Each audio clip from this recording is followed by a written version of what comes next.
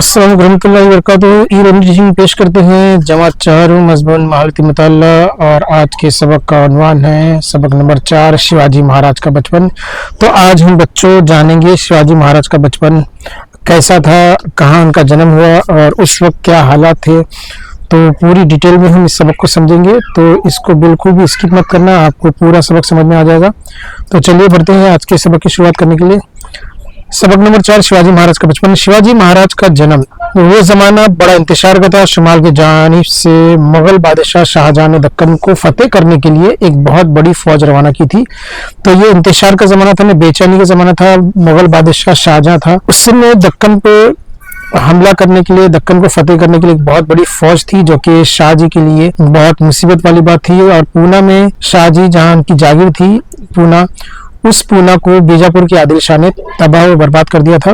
तो इस वक्त जो पूना की जागीर थी शाहजी राजे के पास थी, लेकिन बीजापुर के आदिल शाह ने उस जागीर को तबाह कर दी थी। शाहजी के लिए बहुत ही परेशानी का जमाना था, क्योंकि आगे कुआं और पीछे खाई। भाग दौड़ शाहजी राजे की जिंदगी का हिस्सा बन गया था। और इसी जमाने में उनकी बीवी जीजाबाई हामला थी और शिवाजी की पैदाइश करीब थी। इस अफरा तफरी में शाहजी राजे बहुत परेशान थे कि जीजाबाई को कहाँ रखे, क्योंकि इनकी हिफाजत की भी जिम्मेदारी थी। तो उन्होंने सोचा कि इनको कहाँ रखा जाए, लेकिन अचानक उनके जहन में आया कि शिवनेरी का किला जो है ये बहुत अच्छा किला है, यहाँ पर उनकी बीवी जो है वो वहां पर महफूज रह सकती है। तो उन्होंने फैसला किया कि अब मैं जीजाबाई को शिवनेरी किले में ही रखूंगा। शिवनेरी का किला जो है जिला पूना में जुन्नर के मुकाम पे है। आज भी ये गाँव जुन्नर जो मौजूद है और शिवनेरी का किला आज भी मौजूद है। आप यहाँ तस्वीर दे सकते हैं। ये जो है तीसरी तस्वीर जो आपको दिखाई दे रही है ये उसी किले की है। और इस किले की खास बात थी कि इसके चारों तरफ जो दीवार है बहुत ही ऊंची है और बहुत मजबूत दरवाजे हैं इसमें। और यहाँ का जो किलेदार था, जो इस किले की हिफाजत की जिम्मेदारी जिसके पास थी, वो विजयराज था। और विजयराज का भोसले खानदान से बहुत अच्छी रिश्तेदारी थी। तो जब शाहजी राजे ने सोचा कि अपनी वाइफ को, अपनी बीवी को, जीजाबाई को इस किले में रखा जाए, तो वहां पर विजय राजे ने कह दिया कि जीजाबाई की हिफाजत की जिम्मेदारी मेरे पास रहेगी, मैं इनकी हिफाजत की जिम्मेदारी लेता हूं, आप बेफिक्र होकर जंग पे जाइए। शाहजी राजे ने जीजाबाई को शिवनेरी किले में पहुंचा दिया और खुद मुगलों से जंग करने के लिए रवाना हो गए। तो जैसे ही जीजाबाई हिफाजत से एक किले में पहुंच गई, तो अब जो है मुगलों से जंग करने के लिए शाहजी रवाना हो गए। फाल्गुन विद्या तृतीय शक के 1551 मुताबिक 19 फरवरी 1630 को वो सुनहरा दिन आया जिस दिन शिवनेरी किले में नक्कारे और शहनाई और नौबत बजनी थी। ऐसी अच्छी घड़ी में जीजाबाई ने 19 फरवरी 1630 को एक लड़के को जन्म दिया और पूरे किले में खुशी की लहर दौड़ गई। अब बच्चे के नाम को ये रखने की रस्म अंजाम दी गई शिवनेरी किले में, क्योंकि शिवाजी पैदा हुए थे तो शिवनेरी किले की निस्बत से उनका नाम शिवाजी रखा गया। शिवाजी महाराज का बचपन। शिवाजी महाराज की उम्र के इब्तिदाई 6 साल बड़ी परेशानी में गुजरे, क्योंकि उस वक्त तो आपको मालूम है कि शाहजी राजे जो है वो शिवाजी की पैदाइश के वक्त जरूरी था कि वो जीजाबाई के साथ रहे, लेकिन जिस तरह के माहौल था, जिस तरह के हालात थे, शाहजी राजे जीजाबाई के साथ नहीं रह पाए। और शिवाजी के जन्म के बाद भी 6 साल तक जो है वो वहां पर देख नहीं पाए कि मेरा बेटा कैसा है और किस तरह से परवरिश हो रही है, जीजाबाई कैसी है। तो 6 साल जो है बड़ी परेशानी में गुजरे, मगर इस परेशानी में भी उनकी माँ जीजाबाई ने उन्हें उम्दा तालीम दी। तो बच्चों की तालीम के लिए सबसे बेहतरीन स्थानीय जो होती है वो माँ होती है। इस सबक में हमको जीजाबाई की दूरअंदेशी और अपने बच्चे को पढ़ाने का जो तरीका था उनका बहुत ही बेहतरीन था। इस सबक से हमारी माँ बहनों को ये सीखना चाहिए कि बच्चों की तालीम तरबियत कैसे की जाए। हर शाम उन्हें मोहब्बत और प्यार के साथ अपने पास बुलाकर शिवाजी को अपने पास बुलाती थी और राम कृष्ण भीम अभिमन्यु इन सब की कहानियां सुनाती थी। कभी ज्ञानेश्वर के बारे में, कभी नामदेव के, कभी एकनाथ के अभंग सुनाती के राम कृष्ण भीम इन्होंने अपने फर्ज को अदा करते हुए कैसे उन्होंने मुकाबले किए मुश्किलों के। ज्ञानेश्वर, नामदेव और एकनाथ ने किस तरह से लोगों के अंदर अच्छाई को पैदा किया, किस तरह से उनको तालीम दी और किस तरह से एक अच्छे इंसान बन सकते हैं, ये सारी चीजें शिवाजी महाराज को बचपन से ही जो है जीजाबाई सुनाती थी। शिवाजी महाराज को बहादुर लोगों की कहानियां सुनना बहुत पसंद है। असल में कहानियां बच्चों को पसंद होती है। तो उस जमाने में कोई मोबाइल, कोई टीवी, ये सारी चीजें नहीं थी। माँ की और उस्ताद की तालीम से ही बच्चों का भविष्य, बच्चों का मुस्तकबिल सुधरा करता था। आजकल के ज़माने में जो है माँओं के पास फुर्सत नहीं है, दादियों के, नानियों के पास फुर्सत नहीं है कि बच्चों को रात में करीब लेके उनको अच्छी-अच्छी बातें बताएँ। तो ये जो कल्चर था ये तकरीबन अब खत्म हो गया। अभी रात का वक़्त होता है तो सारे लोग जो है टीवी के सामने मोबाइल लेके ये सब में लग जाते हैं। ना कोई बच्चों को सीख मिल रही है, ना उनको छोटे बड़ों का कोई अदब वगैरह या कोई बहादुरी की कोई सुनने नहीं मिल रहा। तो फिल्में, कोई मार धाड़, खून खराबा, यही सब बच्चे हमारे सीख रहे हैं। तो हमको इस सबक से जानना चाहिए कि बच्चों की तरबियत में जो है माँ का कितना बड़ा किरदार है और किस तरह से कहानियों के जरिए बच्चों के अंदर अच्छे जज्बात, बहादुरी के जज्बात पैदा होते हैं। तो शिवाजी महाराज को भी बचपन से ही बहादुर लोगों की कहानियां बहुत पसंद थी। इन्हें एहसास होता था कि बड़े होने पर इन लोगों की तरह बहादुरी के कारनामे अंजाम दिए। जब बचपन से इन्होंने बहादुरी के किस्से सुने तो उनके अंदर भी ऐसा लगता था कि जब मैं बड़ा हो जाऊंगा तो मैं भी इनकी तरह बहादुर बनूंगा, और जैसे इन्होंने मुश्किलों का सामना किया मैं भी इसी बहादुरी और ताकत और दिलेरी से और अक्लमंदी से सारी मुश्किलों का मैं सामना कर पाऊंगा। जीजाबाई साधु संतों की जिंदगी वाकयात भी बताती थी। इस वजह से शिवाजी महाराज के दिल में साधु संतों के लिए इज्जत और एहतराम के जज्बात पैदा हुए। सिर्फ लड़ाई या बहादुरी ये सब चीजें नहीं, बल्कि उसको शिवाजी महाराज को मजहबी तालीम भी देती थी। जैसे साधुओं के किस्से सुना दिए, ज्ञानेश्वर, नामदेव, इन संतों के सुना दिए, तो उनके बारे में भी शिवाजी के दिल में बचपन से ही इज्जत और एहतराम पैदा हुई। और ये जो इज्जत और एहतराम शिवाजी के दिल में बचपन से जो पैदा हुई वो इनके मरने तक कायम रही। वो अपनी जिंदगी में हमेशा लोगों की, बड़े लोगों की इज्जत और एहतराम करते हैं। गरीब मावले लड़के शिवाजी महाराज के साथ खेलने आते। शिवाजी महाराज कभी कभार उन झोपड़ों में पहुंच जाते। अब जाहिर सी बात है, शिवाजी महाराज जो है वो इतने बड़े किले में रहते थे तो अकेले थे, उनके साथ कोई बच्चे खेलने वाले नहीं थे। तो शिवाजी महाराज जब किले के बाहर जाते तो आसपास के बच्चे जो उनके साथ खेलने आते।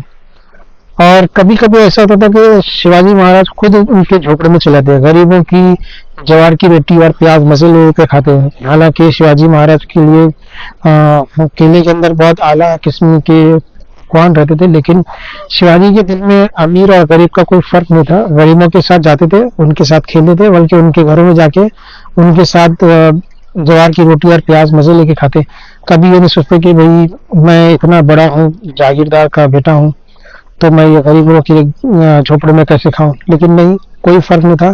उनके साथ दिलचस्प खेल खेलते थे। ये मावले बच्चे गोया जंगल के परिंदे थे। जिस तरह से जंगल में परिंदे होते ना, तो वैसे ये मावले बच्चे थे। जंगलों में घूमना फिरना उनके लिए कोई मुश्किल बात नहीं थी। वो तोता, कोयल और शेर की हूबहू आवाज निकालते थे, क्योंकि जंगलों में रहते थे, जंगलों में घूमते रहते थे। उनका खेलने का जो अड्डा जो होता था वो जंगल होते थे। जंगलों में भटकना, खेलना, कूदना, तो वहाँ के जानवरों की आवाज सुनना, तो जानवर की आवाज सुन के उनके जानवर की आवाज हूबहू ऐसी आवाज निकालते थे। मिट्टी के हाथी, घोड़े और किले बनाने का मसला था। वो पुराने जमाने में जब शिवाजी का जमाना था तो उस वक्त खेलने के लिए कोई सामान नहीं थे, कोई खिलौने नहीं थे। तो लोग क्या करते थे, मिट्टी से हाथी बनाते थे, घोड़े बनाते थे, मिट्टी के किले बनाते थे। आज भी जब लोग समुद्र के किनारे आते हैं तो रेत के जो है किले बनाते हैं, पैर रख के घर बनाते हैं, तो ये उसी तरह से आया है। तो यहाँ भी लोग किले बनाते थे और उनका ये मशगला था, यानी अपने वक्त की गुजारी के लिए आग मिचोली खेलना, गेंद खेलना, लट्टू घुमाना, ये इनके पसंदीदा खेल थे। मशगला क्या था, मिट्टी के हाथी बनाना, घोड़े बनाना और खिलौना बनाना, ये इनका मशगला था ना। फुर्सत के वक्त में ये सब काम किया करते थे। और खेलना क्या था इनका, आंख मिचोली खेलना, गेंद खेलना, लट्टू घुमाना। तो उस वक्त भी जो है आंख मिचोली खेली जाती थी और आज भी खेली जाती है। गेंद खेलना उस वक्त भी खेली जाती थी, आज भी खेली जाती है। लट्टू घुमाना उस वक्त का भी खेल था और आज भी लट्टू घुमाने का खेल जारी है। इनके रोजाना के खेलते शिवाजी महाराज इन बच्चों के साथ उन तमाम खेलों में हिस्सा लेते। यानी जागीरदार के बेटे थे, लेकिन ये सारे खेल उनके साथ वो खेला करते थे। इसीलिए मावले लड़कों को शिवाजी महाराज बहुत पसंद थे। तो शिवाजी महाराज ने उन मावले लड़कों के साथ बचपन गुजारा, उनके घरों में जाके उनके साथ रहे, खाए पिए, खेले कूदे। तो उन मावलों के दिल में शिवाजी के लिए बहुत इज्जत पैदा होगी। तो इस तरह से इनके दिल में इनके बीच में दरमियान में एक गहरा रिश्ता कायम हो गया। शाहजी राजे मुगलों के दरबार में, शाहजी राजे निजाम शाही सल्तनत में जरूर लौट आए, लेकिन यहाँ उन्हें इत्मीनान नसीब नहीं हुआ। तो शाहजी जो थे वो अभी आदिल शाह के पास नहीं बल्कि निजाम शाह की सल्तनत में लौटा है, लेकिन उन्हें इत्मीनान नहीं था क्योंकि निजाम शाह खुद बेगाव में आने वाले और उजरत पसंद इंसान थे। तो मैंने बताया था कि शाहजी राजे कभी निजाम शाह की तरफ से जंग किया करते थे, कभी आदिल शाह की तरफ से। तो निजाम शाह सल्तनत में तो आ गए थे, लेकिन निजाम शाह जो है थोड़ा कच्चे कान का था और बहुत जल्दी फैसले ले लेता था, कुछ भी बोलो तो जल्दी उस काम करने की आदत थी। उजरत में कोई भी काम करना, फैसले लेना, क्या उनके अंदर एक कमजोरी थी। इनकी इस कमजोरी से दरबार में साजिशें और बुग्ज व अदावत उरूज पर थी। बादशाह अगर कच्चे कान का होगा और किसी के बहकावे में अगर जल्दी आता है और उस बहकावे में आके जल्दी फैसले करता है, तो ऐसी हुकूमत के अंदर बहुत सारी साजिशें हो सकती है और होती है। तो ये कमजोरी की वजह से दरबार में बहुत सारी साजिशें हुई और निजाम शाह के उकसाने पर लखूजी राव जाधव को भरे दरबार में हलाक कर दिया गया। इस वाक़े से दिल बर्दाश्ता होकर शाहजी राजा ने निजाम शाही हुकूमत को छोड़ दिया और फिर मुगलों की खिदमत में हाजिर हुए। मुगल बादशाह शाहजहां ने उन्हें सरदारी अता की। तो अब आदिल शाह और निजाम शाह को छोड़कर शाहजी राजे कहाँ चले गए? मुगलों के पास चले गए। और मुगलों की जैसे ही शहनशाह शाहजहां के पास वो पहुंचे तो उन्होंने उनको वहां की सरदारी दी। इस दरमियान वजीर फतेह खान ने मुगलों से पोशीदा तौर पर समझौता करके निजाम शाह को खत्म कर दिया। तो फतेह खान जो था उसने मुगलों के साथ मिलकर निजाम शाही हुकूमत को खत्म कर दिया। निजाम शाही में इंतशार पैदा हो गया, यानी कि अब वो हुकूमत बिल्कुल भी पुख्ता नहीं थी, क्योंकि मुगल और वजीर जो फतेह खान था ये दोनों आपस में मिल गए थे और इनके मिलने से जो है वो निजाम शाही हुकूमत खत्म होने के दर पे थी। तो इस तरह से इंतशार पैदा हुआ। ये बात वाज़ेह होगी कि फतेह खान धोखे से निजाम शाही सल्तनत मुगलों के हवाले करने वाले थे, यानी ये पॉलिटिक्स है, इसको कहते हैं सियासत। फतेह खान ने मुगलों से पोशीदा तौर पर यानी खुफिया तौर पर राजदारी से जो है ये किया कि मैं तुम्हारे साथ हूँ और तुम जो है इस निजाम शाही हुकूमत के ऊपर तुम अपना कब्जा कर लो।